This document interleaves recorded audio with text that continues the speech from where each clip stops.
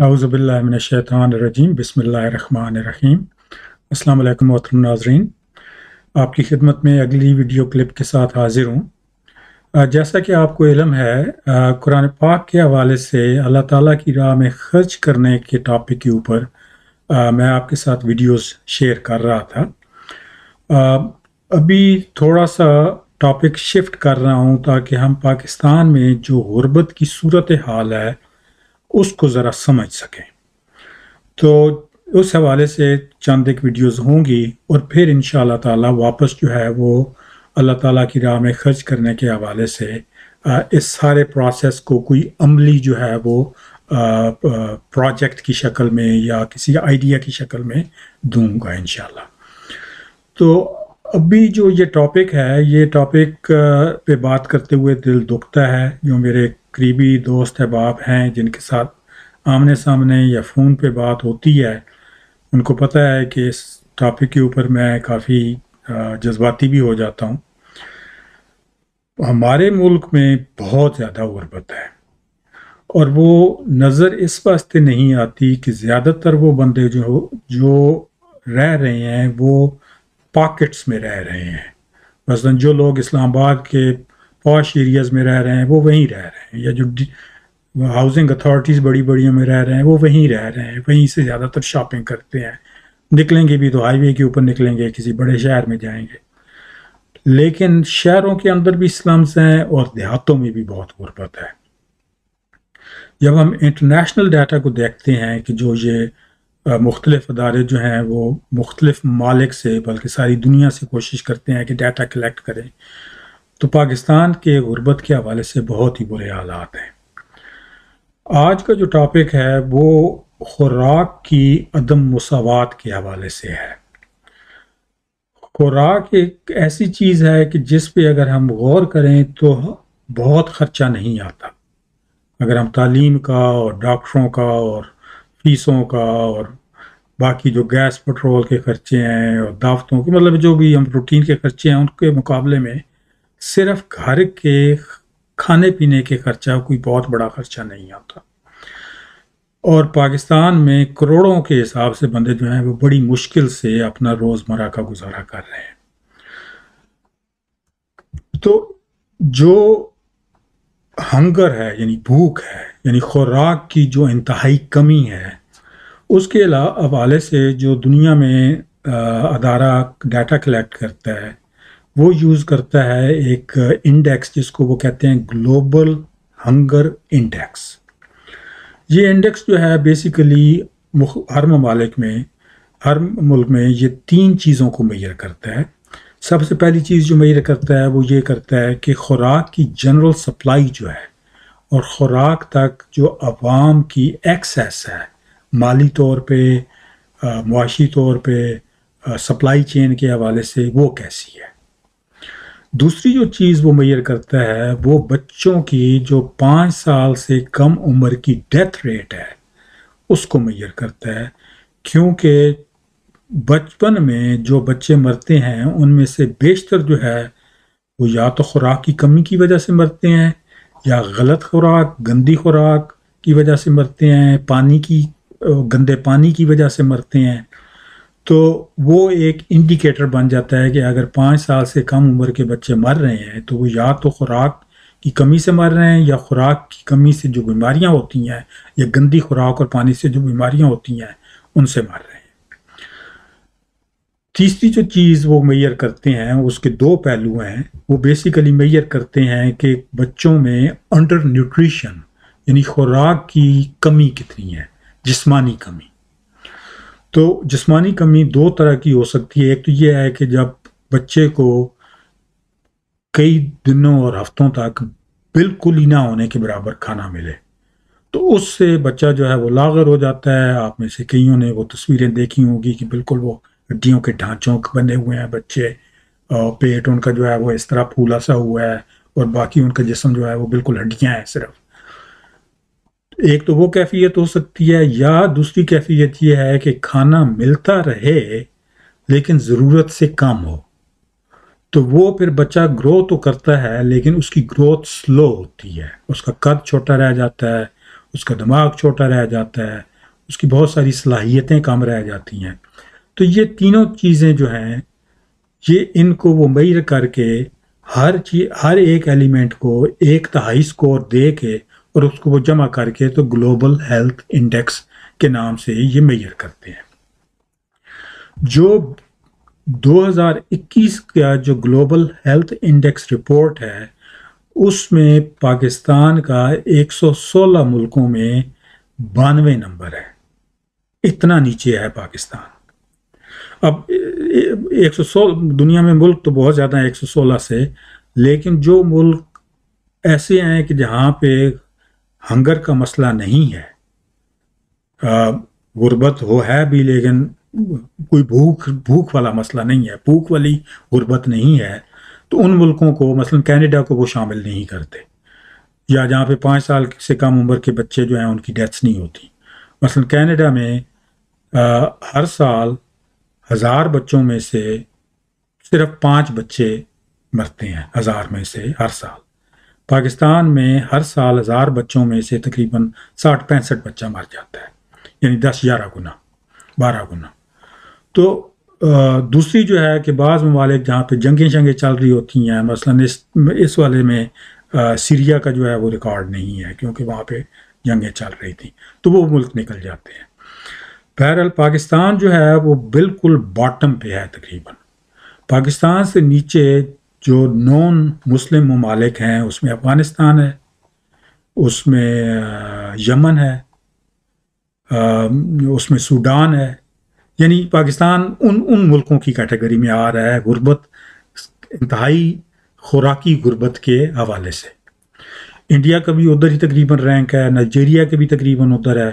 تو یہ جو ہیں اور باقی جو اس رینج میں 90 کی رینج میں 100 کی رینج میں جو وہ باقی ممالک ہیں وہ افریقہ جو چھوٹے چھوٹے ممالک ہیں افریقہ کے، جہاں پہ بہت غربت ہے. ساری دنیا کو پتہ ہے کہ وہاں بہت غربت ہے.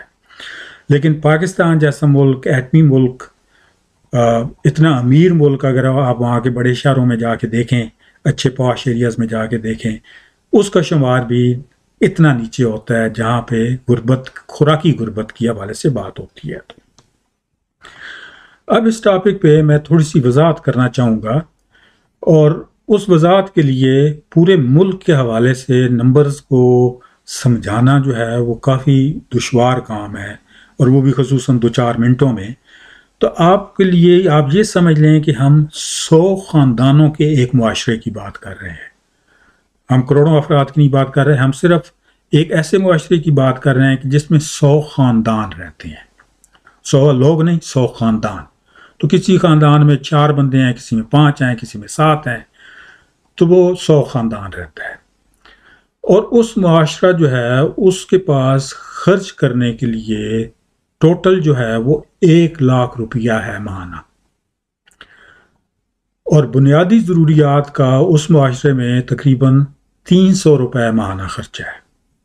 ٹھیک ہے، 100 خاندان ہیں، ان کے پاس مہینے کے لیے، پورے سب خاندانوں کے لیے مہینے کے لیے 1,00,000 روپیہ ہے، اور بنیادی بالکل خرچہ جو ہے وہ 300 روپے میں جوں توں کر کے گزارا ہو جاتا ہے. اب یہ معاشرہ جو ہے یوں بھی ہو سکتا ہے کہ جو 20 لوگ ہیں اس معاشرے کے، 100 میں سے جو 20 ہیں ان کو ماہانہ 300 روپے ملے. 60 لوگ جو ہیں ان کو ماہانہ 80 روپے ملیں، اور 20 لوگ جو ہیں ان کو ماہانہ 2300 روپے ملے. تو یہ آپ جمع کریں گے تو یہ 1,00,000 روپیہ ٹوٹل بن جاتا ہے. یعنی 1,00,000 روپے میں سے 20 بندوں کو ماہانہ 300 مل رہے ہیں، 60 بندوں کو 800 مل رہے ہیں، اور 20 بندوں کو 2300 مل رہے ہیں. یہ ایک آپ معاشرے کی مثال لیں. دوسرے معاشرے کی مثال لیں، وہی 1,00,000 روپیہ ہے، 100 خاندان ہے، 300 منیمم خرچہ ہے خاندان کا ایوریج. اس میں 20 لوگوں کو ماہانہ 500 روپیہ مل رہا ہے، 60 لوگوں کو ماہانہ 900 روپیہ مل رہا ہے، اور 20 لوگوں کو ماہانہ 1,800 روپیہ مل رہا ہے. اب اگر آپ ان دونوں معاشروں پہ غور کریں تو پہلا معاشرہ جو ہے وہ ایک گھٹیا معاشرہ ہے. وہ ایک ایسا معاشرہ ہے کہ جس میں ایک جو ٹاپ والے 20 لوگ ہیں اور انہی کے پاس اختیارات بھی ہیں، انہی کے پاس کنٹرول ہے کہ وہ لاکھ روپیہ کدھر ڈسٹریبیوٹ انہوں نے کرنا ہے. انہوں نے زیادہ سے زیادہ اپنے پاس رکھا ہوا ہے، اور اس کی وجہ سے جو باقی 80 ہیں، جو درمیانہ طبقہ ہے، اس کو بھی صرف 800 ماہانہ مل رہا ہے، اور جو نیچے والا طبقہ ہے اس کو صرف 300 مل رہا ہے.